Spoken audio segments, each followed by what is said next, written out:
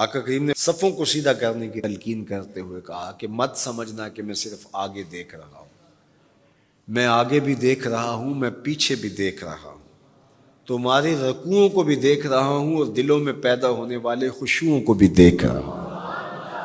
یہ حضور کی نظر کا کمال ہے۔ اور حضرت عبداللہ ابن عباس رضی اللہ تعالیٰ عنہ فرماتے ہیں کان رسول اللہ صلی اللہ علیہ وآلہ وسلم یرا فی اللیل فی الظلمہ کما یرا فی النہار فی الضوء۔ حضور رات کی تاریکی میں یوں دیکھتے تھے جس طرح دن کے اجالے میں دیکھتے تھے۔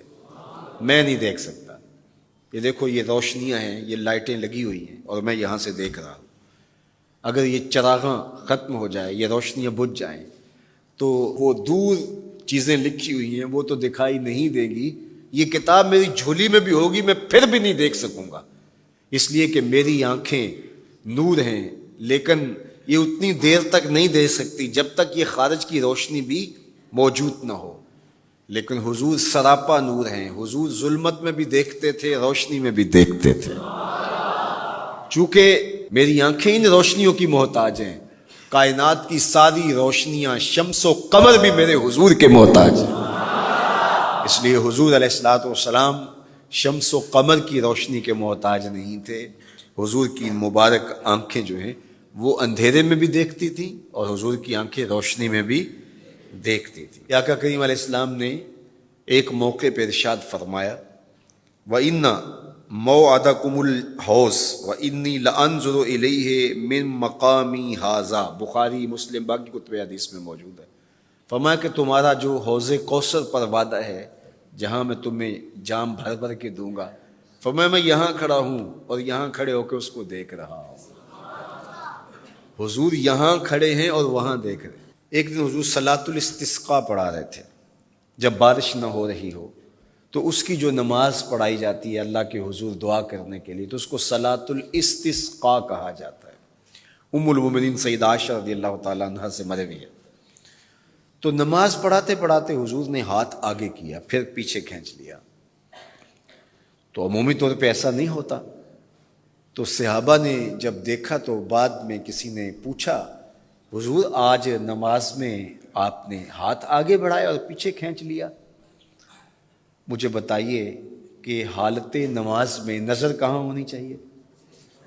جائے سجدہ پہ ہونی چاہیے نا، لیکن صحابہ حضور کو دیکھ رہے ہیں۔ اللہ اکبر۔ صحابہ سے کسی نے پوچھا کہ تم بتاؤ ظہر اور عصر کی نمازوں میں حضور قرات کرتے تھے؟ کہا ہاں کرتے تھے، بخاری میں۔ تمہیں کیسے پتہ ہے کرتے تھے؟ کہا نحن نعلم باضطراب لحیتہ، ہم حضور کی مبارک داڑھی کی جنبش سے اندازہ کرتے تھے کہ قرات ہو رہی ہے۔ معلوم ہوا نماز بھی چلتی رہتی تھی، رخ محبوب کی دید بھی ہوتی رہتی تھی۔ اور اقبال کہتا ہے شوق تیرا اگر نہ ہو میری نماز کا امام، میرا رکوع بھی حجاب میرا سجود بھی حجاب۔ اللہ اکبر۔ تو حضور نے ہاتھ آگے بڑھایا اور پھر کھینچ لیا۔ پوچھا گیا حضور یہ آج نماز میں ایک نئی چیز ہم نے دیکھی، آپ نے ہاتھ آگے بڑھایا پھر کھینچ لیا؟ فرمایا ہاں، جنت میں کھجوروں کا ایک خوشہ لٹک رہا تھا، میں اس کو توڑنے کے لیے ہاتھ ڈالا تھا، پھر میں نے چھوڑ دیا، اور اگر میں توڑ لیتا تم قیامت تک کھاتے رہتے ختم نہ ہوتا، لیکن میں نے کہا نہیں چلو پھر قیامت کو ہی صحیح۔ اب حضور کھڑے کہاں ہیں؟ مدینہ المنورہ میں، اور جنت کہاں ہے؟ سدرۃ المنتہا سے اوپر۔ سر پٹ گھوڑا دوڑے اور تیز رفتار گھوڑا، تازی گھوڑا، 500 سال دوڑنے کے بعد پہلے آسمان تک پہنچے، پھر اتنی موٹائی آسمان، پھر دوسرا آسمان، پھر تیسرا آسمان، درمیان میں پھر خلائیں بھی، پھر وہاں سے 7 آسمانوں کے بعد کہیں سدرۃ المنتہا۔ اور قرآن بتاتا ہے کہ جنت بھی سدرۃ المنتہا کے پاس ہے، پھر آگے جنت، اور جنت کے جو درخت ہیں وہ 70,000 سال کی اونچائی پر ہیں، وہاں لٹکتی ہوئی کھجوروں کے خوشے، اور حضور علیہ السلام نے یہاں کھڑے ہو کے ہاتھ بڑھایا اور وہاں حضور کا ہاتھ پہنچ گیا۔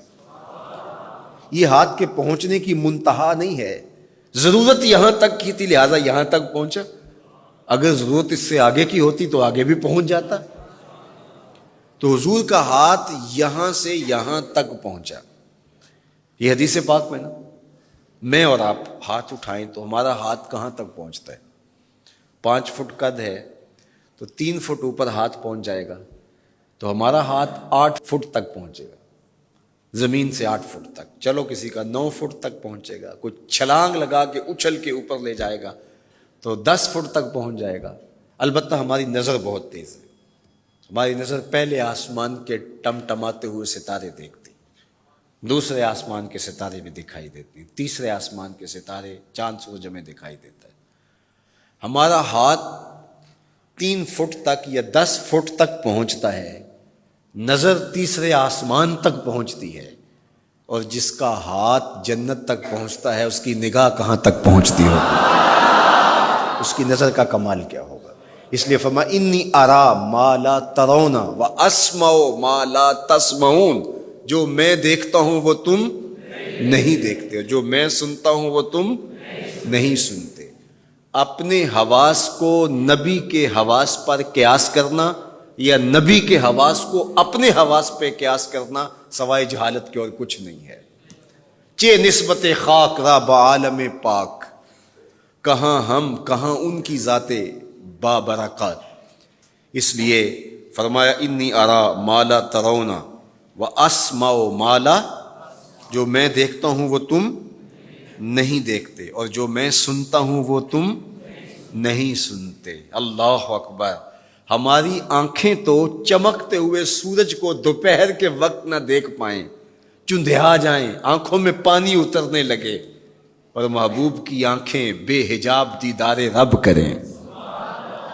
اور قرآن کہے ما زاغ البصر وما، آنکھ چندھیائی بھی نہیں اور حد ادب سے تجاوز بھی نہیں کیا.